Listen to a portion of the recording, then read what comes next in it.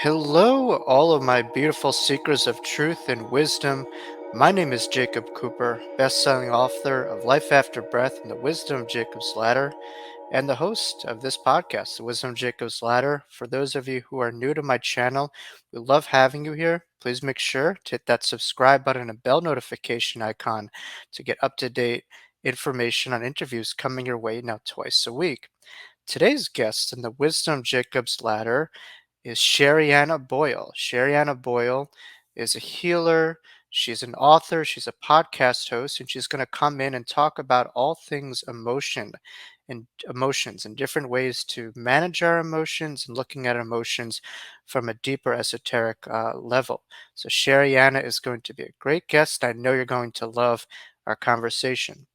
Welcome to the Wisdom Jacob's Ladder. My next guest, Sherianna Boyle. How are you doing?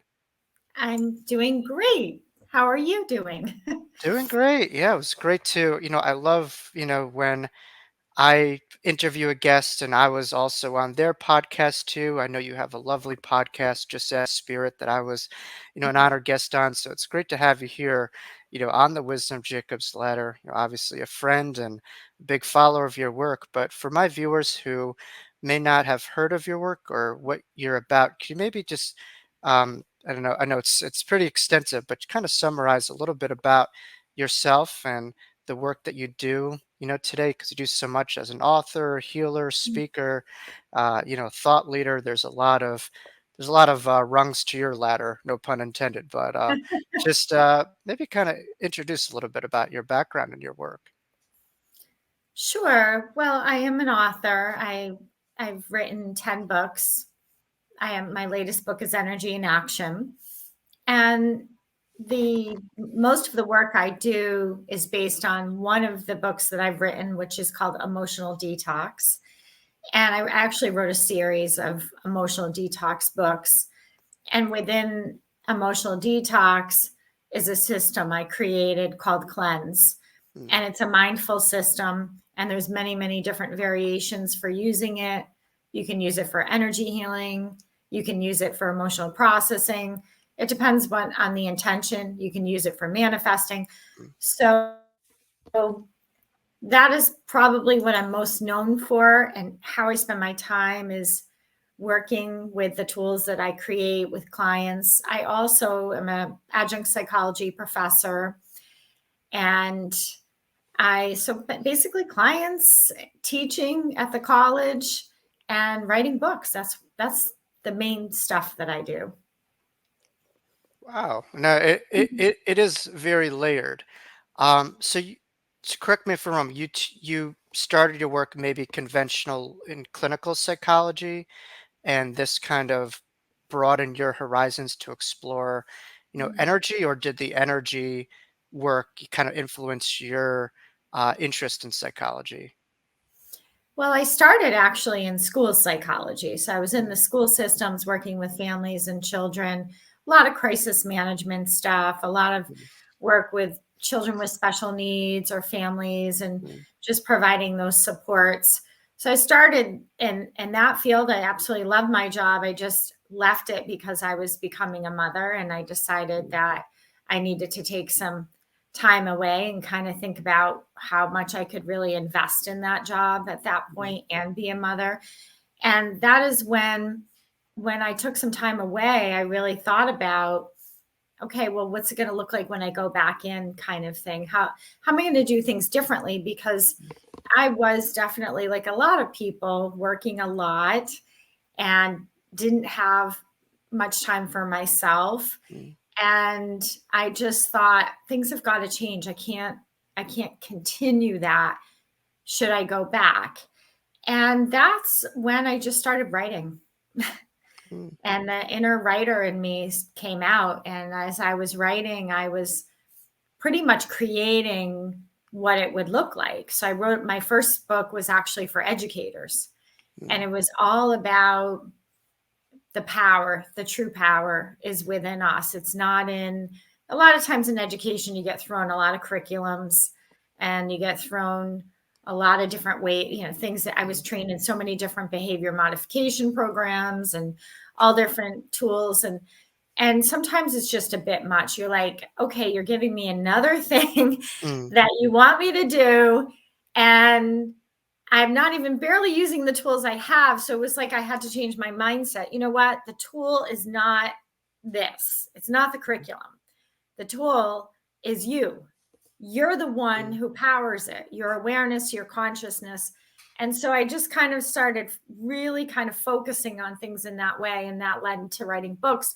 And believe it or not, my story is a little unique. I was actually asked by a publisher to write my second book. So they asked if I would consider, and I said, absolutely. And then that sort of set me off on this new path. To 10 books. Wow, Yeah. that's remarkable. Yeah, and I know they're all great, and you have quite a wonderful Mhm. reputation in the field. But we certainly have a lot of parallels. I work, also clinically with kids and adolescents, but I also dip my foot in the other worlds as well. So I commend you for taking that leap of faith to really having 2 feet in, this field and taking ownership of your belief system and what you feel, um, really works. Um, for you, like, what do you feel is a missing link? Because I know certainly I work in the field, and it just seems like mental health, biology hasn't changed all that much, but mental health has obviously increased. Like, where are people, just kind of missing, and why is it just gone so haywire, do you feel? There's certainly a lot of plethora of factors, I'm sure, that contribute to it. But from an energetic standpoint, what the heck is going on right now? Well, I think there's a lot of things, but I've always felt, and the thing I write about in all of my books and continue to write about, is no one teaches anyone how to process their emotions. Mm, We teach them what their emotions are, we label them, we show them what they might look like on someone's face. But let's face it, a lot of the way we communicate now is not in person. mm, We're looking at texts and emojis, and now we have these filters, and it's very, very confusing as to, okay, am I reading that person properly? And I think we have to start to really teach children and families, go beyond that, and how the benefits of processing our emotions, first of all, mm, what it looks like. How do you know when you haven't processed an emotion? So that is where emotional detox is sort of like my foundation.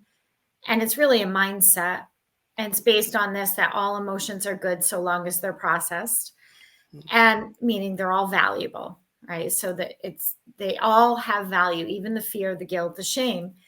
And then the next step was for me to develop cleanse, because I felt like I needed something substantial that not only benefit, and that's where interesting in education, we come up with a lot of things that benefit the kids, but they're not mutually beneficial. mm, They're either adding on the workload or adding on more paperwork or having sort of lessons in a certain order. And it was like, wait a minute, to me, it's not really powerful if it doesn't benefit everybody, right? So it mm, has to be mutually beneficial, whatever tools that you create. And so I think if we spent more time really talking about emotional processing, I think that it would save us a lot of time and energy than going and treating the problem. I mean, it always drives me crazy when we talk about suicide. mm, We talk about, oh, we got to prevent suicide. We got to prevent suicide. It's like, well, how about we not go there? I mean, we're so focused on preventing suicide. I mean, that's like the end. That's like the mm, last, right?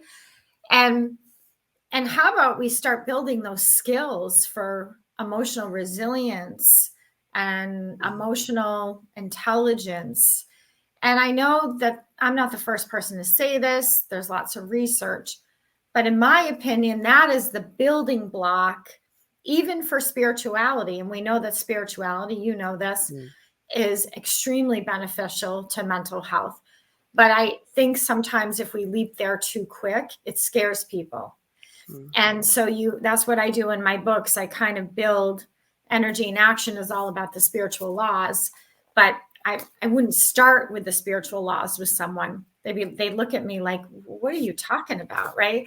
So we do have to sort of build those foundations along the way and give them that. And I do believe emotional processing is a building block for everything else. Mm. I love it. I love it. I think your work is pivotal because it takes a very proactive, engaging, humanistic role in people's ownership of their mental health, of their emotions, and understanding it. And, certainly it's hard to reinvent the wheel, but if we could have some shifts and some changes with how we look at each other, how we parent, our kids, we could have some quantum changes occurring because the course that we're going on is not it's not very positive, and it's not going Well, for the look at for the the greater good. messaging. I mean, look at the messaging, even adults. I was just reading a study this morning on how adults are feeling just bombarded by needing to change their looks. I mean, if you look at even the clothing that's changing, Mm, the way everything is about enhance this, make this different. And it's really, we're getting overdosed in this. We're not good enough as right. is, as we are. And it's creating a lot of anxiety for our kids and for the parents. And so, again, I really think emotional processing, if we could really hunker down and really get to know our emotions and see them as such a valuable resource, I think it could be like a current which could outweigh all of this stuff, these messages that we're getting, that we have to actually focus more on the outside than the inside. I mean, that's really what we see so much, even though we all say, oh, it's what's inside that counts. Mm, The messaging, I mean, we're just getting bombarded with do this. And I see it in my own children. I have 3 daughters, and I see them get sort of caught up in, what they're focusing on, and it's social media. mm. Yeah, I mean, it's so powerful information and how that leads to belief and how beliefs inform behaviors. So that ripple effect is so strong. Now, with your first one of your first works, I know you mentioned emotional detox.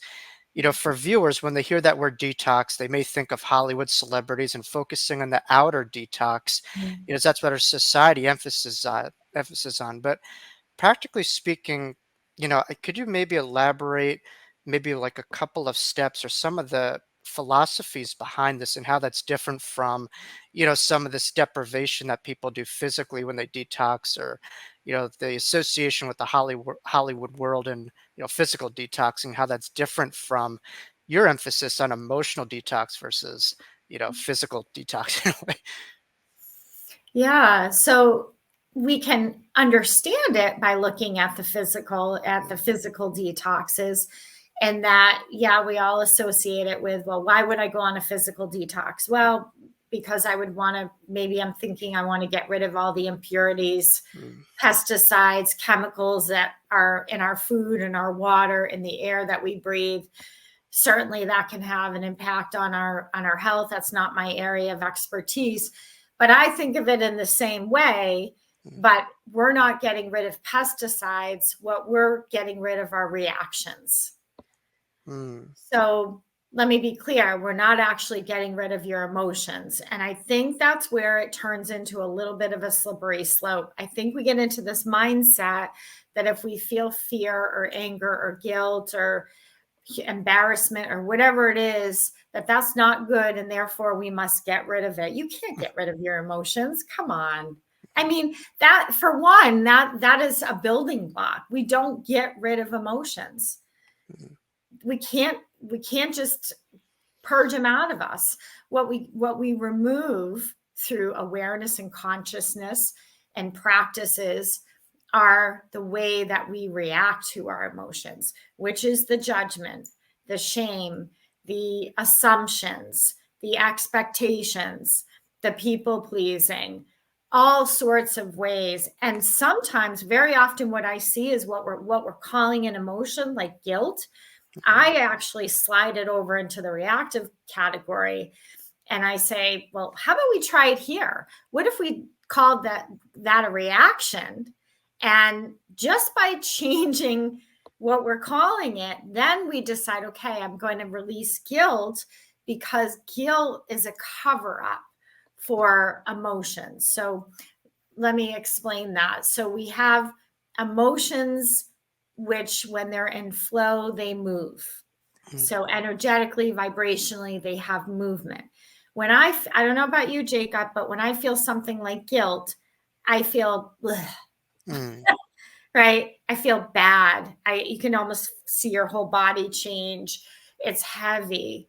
Mm. It's droopy. There's no movement there. Mm. So that's why I slide it over into reaction. If there's movement, then you're going to have more emotion. And actually, the Latin word for emotion is to move. Mm. So if we just make these little subtle changes and the way that we see things and say, okay, is guilt an emotion? Just ask yourself. Only you can answer that. Or am I having a reaction? Meaning, is it the way I manage, control, or minimize what I feel? Because you won't feel anything with guilt. Mm. It can be a complete control system. Right. I mean, I love everything you just said. Where, I mean, the acronym that I use that I like is kind of what you said: emotion, energy, and motion. It's just going through a process. And some people identify themselves with particular emotions that they experience, and that becomes such a big part of their hardwired identity. Because I experience anxiety, that I'm an anxious person. And really, that's like you said, it's just an emotional experience. And we have a lot of colors on the rainbow, just like we have a lot of different reactions, as you put it. So I think it really does help clients to start to learn that they could move through things. They don't have to experience things as is. They could develop some space between that stimuli and that response, and fill it with a different outlook. So I really do love that, and I think it gives people a lot more ownership and empowerment. Towards emotional freedom, if you will, like finding ways to kind of navigate, those emotional reactions. Mm. Yeah, I mean, it becomes very clingy. We cling to these things. And if you've ever been around somebody where they have the same reaction, so maybe have the reaction is guilt, or maybe Mm. their reaction is judgment, or their reaction is who knows? Yeah, I mean, we have ourselves and our friends. Maybe it's denial Mm. is their common reaction. So if we think about, okay, well, what am I detoxing? I'm detoxing reactions so that I can access and get to my emotions. Mm. It's like they're getting covered up, and the emotions are a resource. They're like getting to a wellspring of water for Mm. you to feel better. But if you're covering them up, suppressing, repressing them with all of this reactive behavior and thinking, then it's like you're not really giving yourself a chance to have another experience. So again, then the question becomes, well, how do I do that? And that's where the acronym for cleanse, the 7 steps for an emotional detox, that's where that comes in. Mhm. No, absolutely. And I don't know about you, but have you studied Dr. Dawkins's chart on different emotions and like the lowest possible emotions that we have Yes. and some of the Yeah. heightened? I think maybe that will help people to really understand that, there's different frequencies of emotions, and we could go through these emotions and really heighten ourselves, but really kind of choosing and getting to better habits of different emotional reactions would allow us to kind of feel differently, in a way, and understanding the different rungs of the emotional ladder. Well, why do we do that? Why do we react? Why do we cover up? Well, some is because we're told they're bad, Mm. and or they're seen as a sign of weakness, or perhaps we're worried that we're going to lose control if we allow ourselves to feel. And it couldn't be, you know, it's quite the opposite. The more you feel, the more stable you become. Mm. The more you feel true feeling, Mm. pure feeling. So it's kind of like the same as food. You have a choice. You eat the raw carrot with no pesticides, Mm. uncooked, and you can have a raw emotion, meaning I didn't pour on the emotional reactivity, the thoughts, the stories, and the narratives. Which one's going to be better for me? And that is the pure and the raw. And that can happen through mindful approaches where we're in tune with our awareness and our consciousness and our breath. And you can just allow yourself to slowly dissolve all this reactions and get to have a positive relationship with all your emotions, mm, all of them, just like people. We say, don't judge mm, people. Don't judge a book by its cover. Get to know each other before you. Well, it's the same thing with emotions. Like we're so quick to judge. You're bad. You're not. And it's part of us. So mindfully, we can begin to release those reactions. And then, of course, once you do, then it's about, okay, creating these new perceptions, but you're creating the new ways of seeing things, ways of responding, but with new energy, mm, because now your emotions are allowed to flow, they're allowed to blossom. And with this, your vibration goes up, as you just said. As your vibration goes up, you open up your mind, mm, you open up possibilities, and then and qualities and characteristics within yourself you didn't even know you could do. Things like forgive. mm, That's a big one. Sometimes we're like, nope, I'm never going to forgive. I'm never going to forget that, right? mm, And yeah, I mean, if you don't process your emotions, then possibly you could remain in that state for the rest of your life. But once you start processing, you might actually find yourself able to forgive and able to release and able to love and to have compassion for yourself and others. wow. I also love what you do because, at least for me, and as a therapist, there's a saying that I really go by. I try to keep things simple. That's no change, no change. Mhm. So if individually or collectively we're not making changes, it's not going to happen. Um, I mean, I come from maybe a different background as a social worker, and we really value and understand the, person and environment and how our families and cultures may shape um, our emotional processing. Could you maybe speak to how, what you're doing may allow someone to come over some of their cultural influences or religious influences, how they process emotion? I mean, at least for me, I grew up Jewish. It's like, we're Jewish, we have Jewish guilt. Italian, you have Italian guilt. It almost feels like you have guilt for not feeling the guilt of your parents, or, and if you're not insightful, it almost seems like we're going to respond and react to exactly our family dynamic and how they responded to react. There's almost a guilt of doing things differently, or vulnerability. So I don't know your thoughts on, kind of systems learning theory or cultural influences and how people process emotions, and some of how what you're doing, may be kind of moving that needle towards, greater heights in a way. Yeah, I think my motto is cleanse first, go through those 7 steps, which takes you about 10 minutes, then talk about it. Mm, So it's always difficult for me to answer off the cuff because I don't feel much right now. mm, If I were to work with someone and we would go through those 7 steps, now emotions are going to come into the mix. We're going to feel energy and vibration. And with this, we're going to get insight about how to help that person overcome whatever that is. And I hear what you're saying. There's a lot of ingraining things in people. And I see it a lot with my college students. We have a lot of these kinds of healthy mm, discussions in the classroom we have everyone's represented with many different people, many different backgrounds. We just had it last week, a conversation about parenting mm, and the different, the way they grew up and the country they're from and mhm, so on and so forth. And I think having those healthy dialogues, healthy conversations are important so we understand each other. And then very often, people either go with the way that they were raised. Sometimes they go way over to the other side. mm, And that can be challenging because then they feel like they've kind of abandoned their tribe. mm. But I think it's all worth cleansing in the end. And what do I mean by that is you want to take it. So, for example, if I'm someone, it was, I don't know, do you want to use your example, Jacob, or? I could be the guinea, yes, yeah.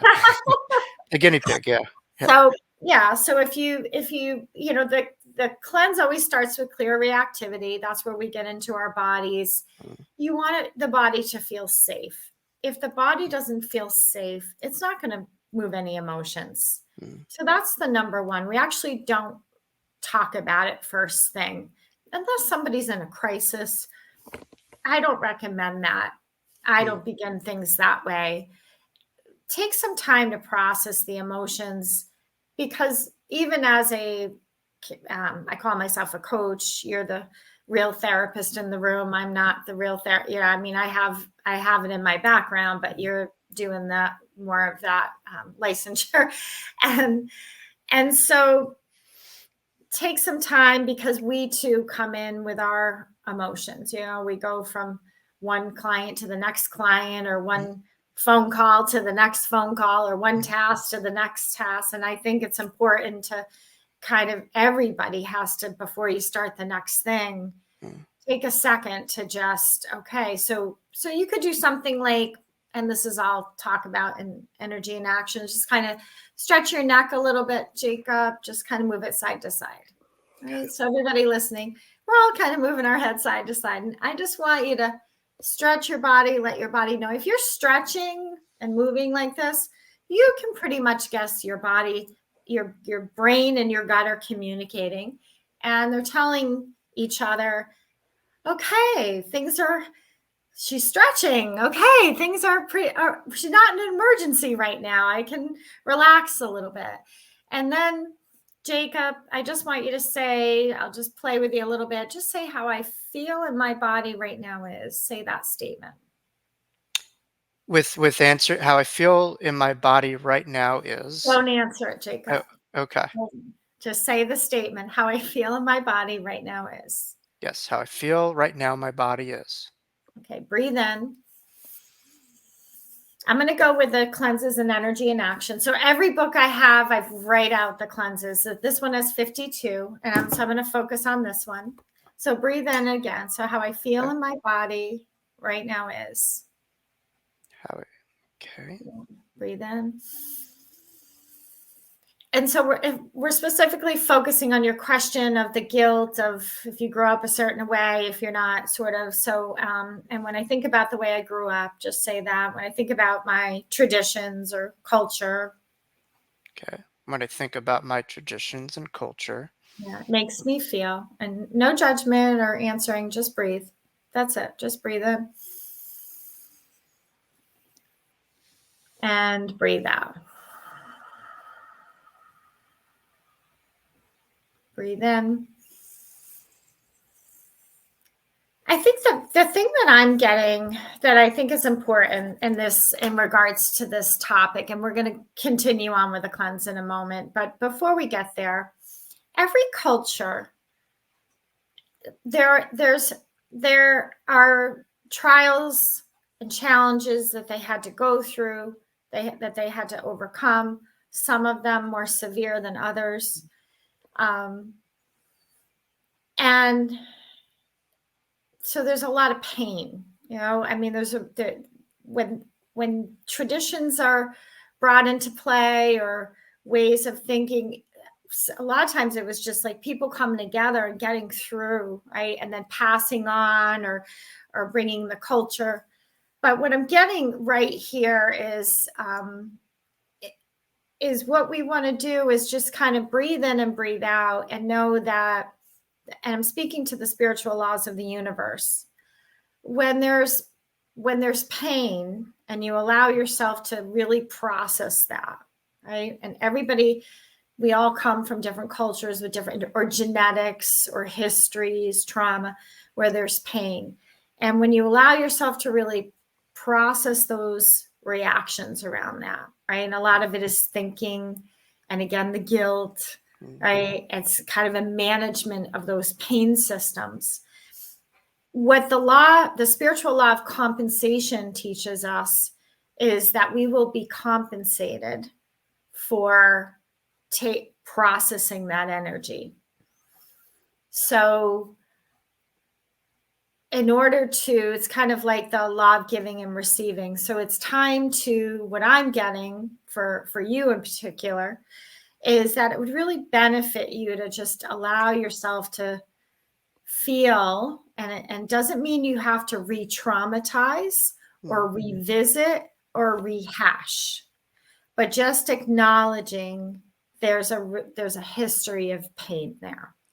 mm, And so what we're going to do is we're going to do the next step of the cleanse, and we're going to be focusing on the law of compensation and the green ray of light. So in energy in action, there's laws, and then there's energy healing light. So you're going to focus on the green ray of light, Jacob, and everybody else, if you want to yeah. play along with us. Green ray of light, law of compensation, and just observe and feel the green ray and the frequency of the green ray of light. So just pay attention to what it would feel like, kind of like sunlight, only it's a beautiful green. And that's heart, right? Heart chakra is often depicted as the green ray of light. So just kind of visualize the green. Now we're going to hum together. We're going to do 3 hums. And I want you to, for you, Jacob, Yeah. I want you, and anyone else can relate, to take in the frequencies. The frequencies of the green ray are abundance and truth and healing, especially healing of the heart. Mm, So I don't expect you to let go of that guilt or anything else for that matter without taking in some energy. There needs to be some real healing before everybody can kind of loosen their grip on what once held them together like glue, right? So let's hum. Here we go. Green ray of okay. light, ascended masters who oversee it. So we're going to inhale. Um,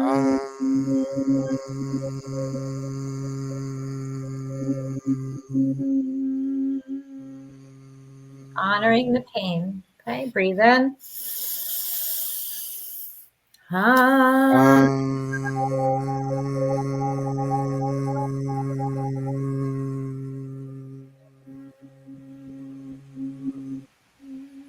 Inhale. Green ray. Everyone focus just on green. Inhale.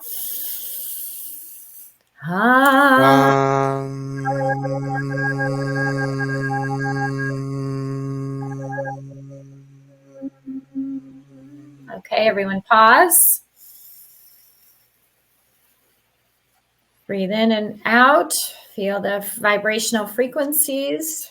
Allow it to seep into your cells, into the tissue, and into the DNA and across the family line, also allowing it to seep down into Mother Earth. Again, vibrations of healing, truth, abundance. So breathing in and out, beautiful.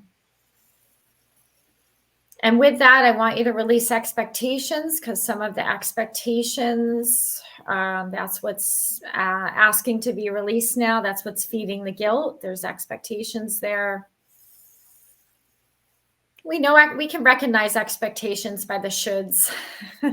Whenever we hear shoulds, there's probably some, I should do this, I should do that, I shouldn't do that, right? Blah, blah, blah. So just everybody release it now with Jacob. Everybody just release all those expectations. And we want to keep the glue. We want to keep the bonds that we'll hold on to. That's sacred. And release all the judgment and the pain, the reaction.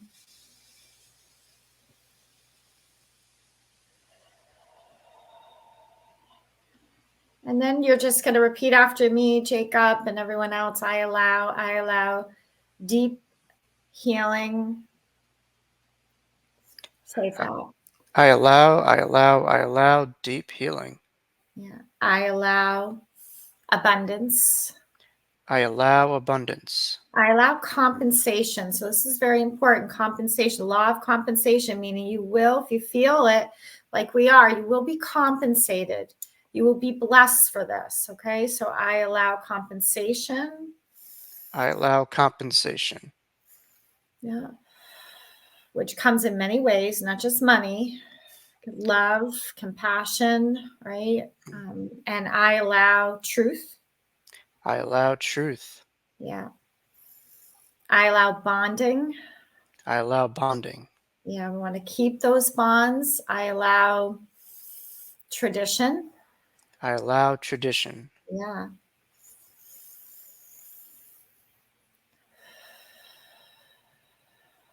And then I am. So I am the law of compensation. I am the law of compensation. Yeah. I am deep healing.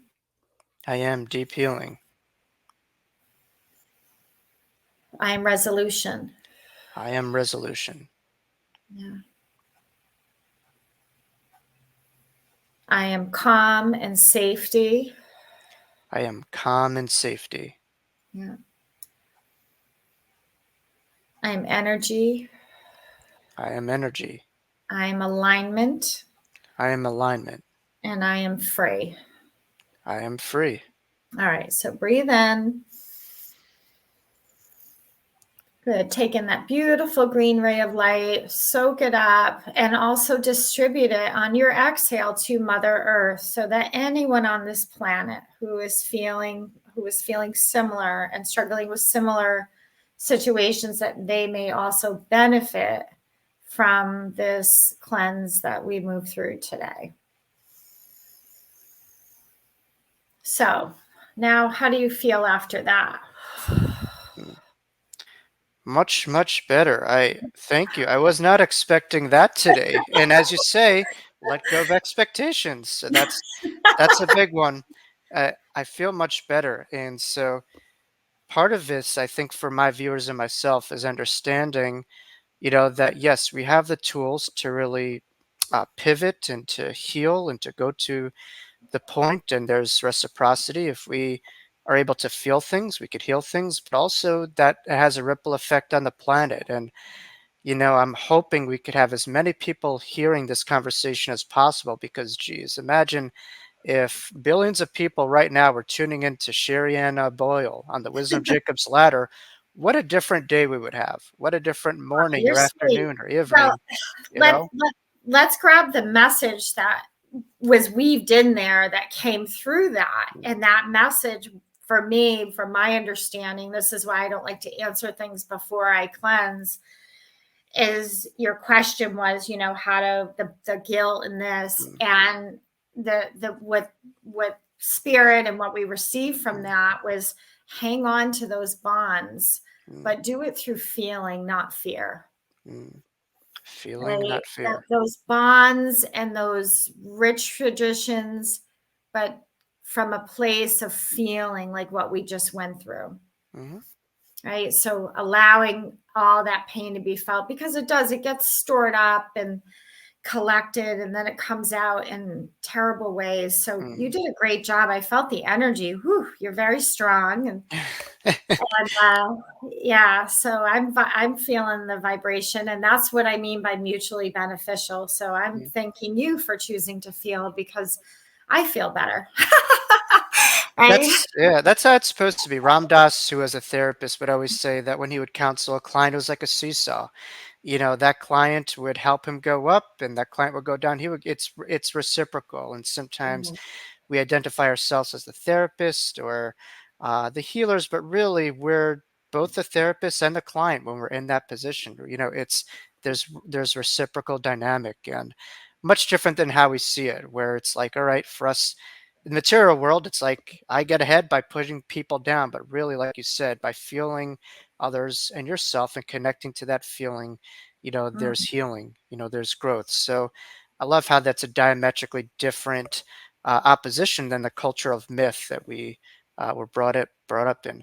So we really got through a lot, and I know my viewers and I really suggest them to continue to watch this video and practice this beautiful meditation, particularly with all the different steps. And I know you'll feel exactly how I feel right now, which is $1,000,000. I feel free. I feel great. And Well, um, you will be compensated. There's a lot of strong energy here. So again, the law, I write all about the laws in the book. So the law of compensation, this, now that you've released that, it feels like very, very replenished to right. me. And I would be very excited about what's to come.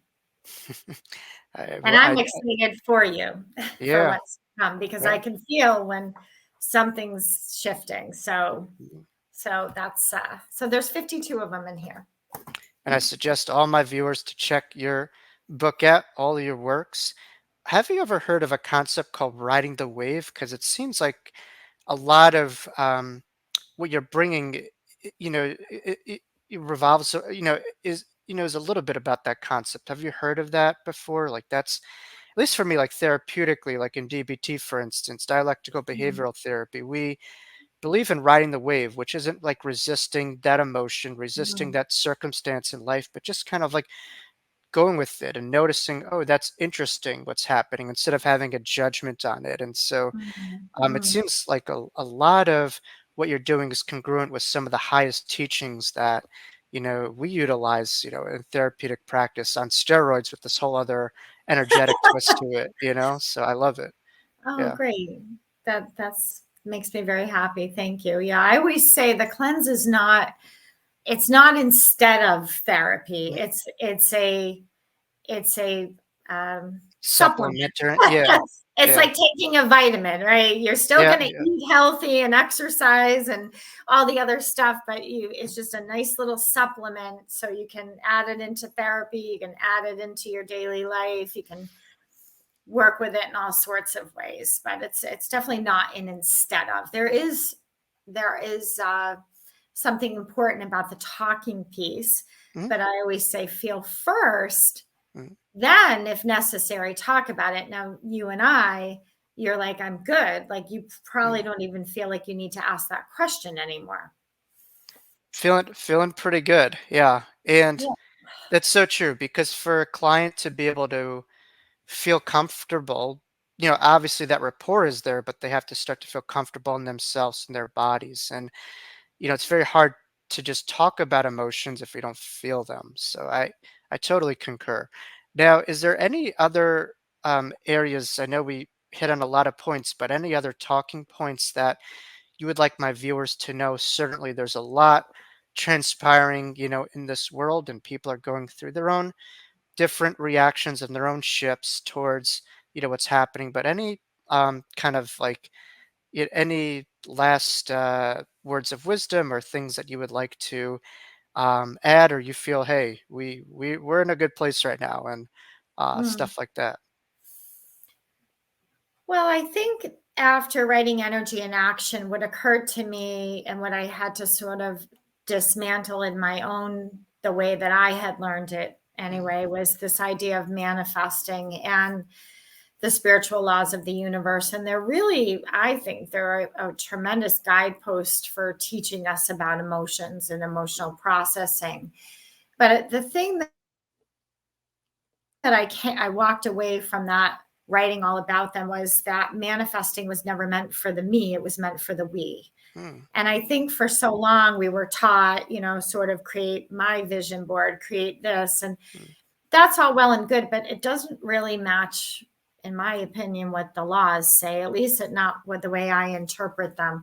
So we want to open that up a little bit because we can all see that nobody's really free until we're all vibrationally feeling better. So mm, as you saw at the end, I said, now if anybody else could benefit from this, mm, bring it down to Mother Earth for those individuals who aren't on this call, mm, who maybe don't have access to some of the things the rest of us have access to. And we want to sort of have that shared intention when we have our manifesting practice. I feel that is what the laws were intended for. And so part of my mission is to sort of, well, one, redefine manifesting. There's mm, some building blocks there as well. That's just one of them, that it was meant for the we, not the me kind of mm, thing. And because we're all one, right? The mm, spiritual law of the universe says, well, we're all connected, we're all one. And the more we separate, the more we're going to suffer. So we want to have that sense of unity, even in our manifesting practices, as well as in our emotional processing kinds of practices. We want to allow ourselves to open up a little bit there. And so I would just say that if you're looking, a lot of people are interested in manifesting and looking for maybe a new way to kind of experience it, I would really encourage you to give it a whirl, because it's worked very well in my life. Because what the laws tell us, what you give, you get back. And so, but if we're holding on to energy, and that means even harboring our energy of our emotions, suppressing, repressing, Mm. there's minimal exchange there. So it's just a different way of thinking. In other words, it's not the sake of receiving for for the sake of receiving, but the sake of receiving so that we have a ripple effect on others. Like the more that we're able to kind To of serve, to take serve. in, Yeah. to serve and to create that ripple effect, you not just kind of live isolated agents, but to recognize, hey, the my light is not just intended for me, but it's for the we. And that's kind It's of about it. Yeah. Yeah, it's really about serving, and it's about, we're all going to go out of rhythm sometimes. We're all going to go Mm, in different directions, but can we come back stronger? Can we come back more vibrant? Can we come back with a stronger current and mm, better than we were before, kind of thing? So that's the most important part. You can't control those swings. mm, That's all part of the way that we learn. But what you can influence, and that I believe through emotional processing, is when I do swing out one way, mm, take some time to process your emotions, align, get to know the laws of the universe. And then when you swing back, it's like, whew, mm, holy moly, I'm like transformed. Right. And then it's really has such an impact on your environment, not just for mm. yourself, but for others. Well, don't give up on yourself if you're a little bit off kiltered or if you don't have that perfect reaction, whatever it is, it's all a Yeah. part of being human and on this experience. And the capacity to pivot will change the course of people's experiences in their lives. So, Sherianna Boyle, how could people find you, your books? What's the best way to get in contact you? You're on social as well. Could you Mhm. maybe give like you're on a lot of different platforms. So what's the best way for people to find you as well as your 10 books, would you say? Well, my website is sheriannaboyle.com. So it's my name, Sherianna Boyle, and that's all my social Mhm. channels are my name, Sherianna Boyle, and you'll find everything there. You'll find the books. I also do a weekly Ray of Light circle. So actually a couple times a week. So people Mm, gather like this, and I take everybody through what similar to what you and I did, but depending on what's going on that mm. day. And yeah, so I'm pretty easy to find if you just go to my website. Wow. Thank you so much. This was a wonderful interview. I got so much out of it. I know my viewers will as well. You're welcome back whenever you want on my channel. Aw, Please, you're sweet. stay in touch. And Mhm. my viewers, please do follow her, check her out, check out her books. She has so much to offer and author and offer as well too. But thank you for being my honored guest and your generous time here today. Yeah. Well, thank you. Thank you for allowing me to work with you. Many blessings. Keep in touch. All right, thank Okay. you. Wow, that was a fantastic interview with Sherianna Boyle.